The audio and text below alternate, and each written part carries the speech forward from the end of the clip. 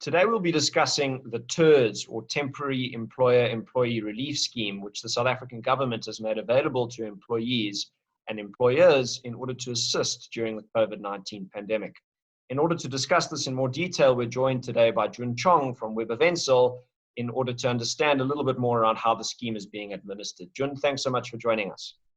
Thank you for having me here. Joon, maybe to kick straight off, can you give us a little bit of background to TERS? What exactly is the scheme? Who brought it in, and what is it designed to do?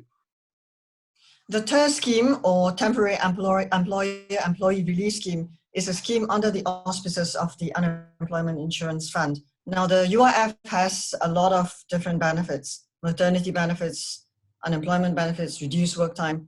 The difference between the normal UIF benefits and the TERS benefits is that the TERS benefits allows the employer to claim UIF benefits or the TERS benefits on behalf of the employer's employees. The purpose of this TERS scheme is to prevent a scenario where thousands of employees are submitting individual claims to the UIF and overwhelming the UIF system.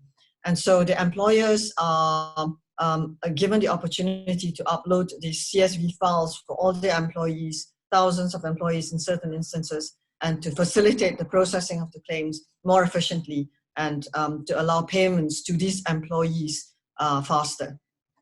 So, Joon, in order to claim a benefit under TERS, what would be the qualifying criteria? What do I as an employer need to demonstrate has happened for me to enjoy this benefit? There's two criteria which is no longer required. An employer need not be in financial distress. An employer need not have full closure operations. A partial closure operations will also qualify the employer with an opportunity to claim TERS benefits for the employer's employees. Other criteria include that the employer needs to have, during the periods of lockdown, be affected in the sense of paying a reduced remuneration or no remuneration, or have required their employees to take annual leave during the lockdown periods. And Joon, how much can I claim under the scheme? Is there a floor? Is there a ceiling? How much can I get back for my employees as a consequence of TERS? The benefits calculated in terms of the TERS formula will be between 3,500, which is the minimum wage, and 6,636 Rand per employee for a month. And that's benefit calculation 3.5 to roughly around 6.7. 3.5 to 6.7 is calculated using a formula which uses the income replacement rate formula. The IRR rate, the income replacement rate, is between 38% to 60%. And the salary, maximum salary taken into account, is 17,712. Previously, the UIF was calculating benefits for TERS using the maternity benefit calculation. So what happened was there was a wave of rejected claims on the basis that the employer was making additional payments to employees for the shortfall between the TERS benefits and normal remuneration. And the systems at UIF were taking those payments into account, which then reduced the TERS benefits calculated. That has changed, and that's been clarified by gazetted amendments, which was gazetted yesterday.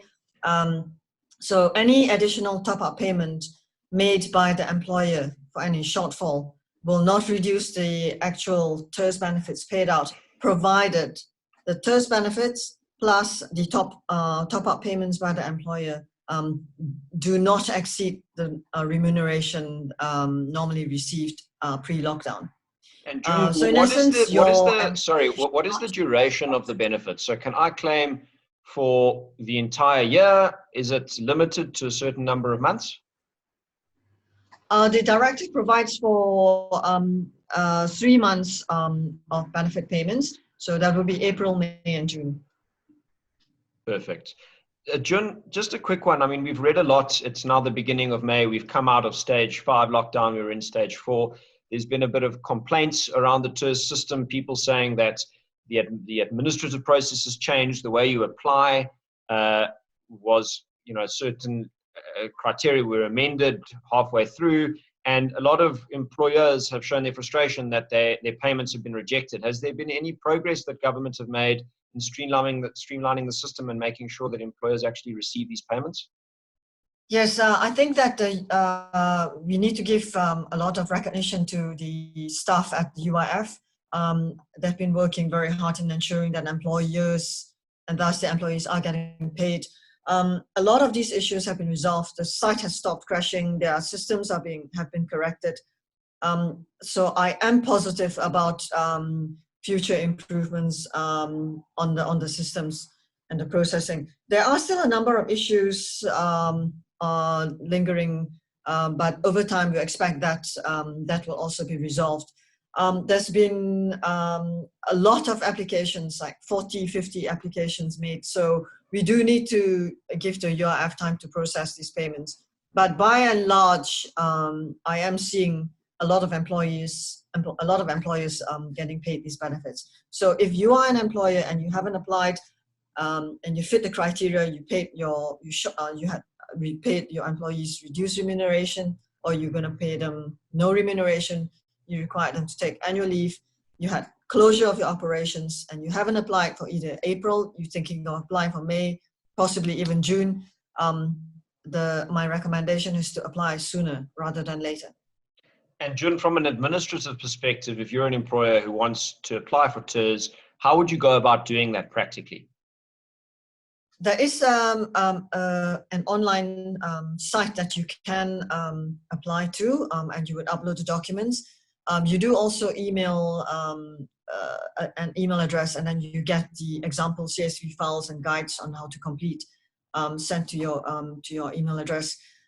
We have all that information. We can also share a lot of practical insights on the issues faced by our clients, and particularly, I think once you've received payment, how do you make the adjustments to process that payroll, process that payment in your payroll to your employees?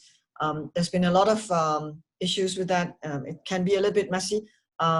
If you're an employer, you're thinking of applying, or you've received payment, you need some guidance, we're here and we're happy to assist you. Fantastic. That's Joon Chong. She's a tax partner at Webber Wentzel, providing us with just a little bit of insights as to the TERS scheme under COVID-19. If you do have any further questions, or you would like more information as to the administration of the scheme, the accounting for the scheme, or anything related to that, you can be in contact with Joon and Webber Wentzel, who I'm sure will be happy to help. Thanks very much. Thank you very much.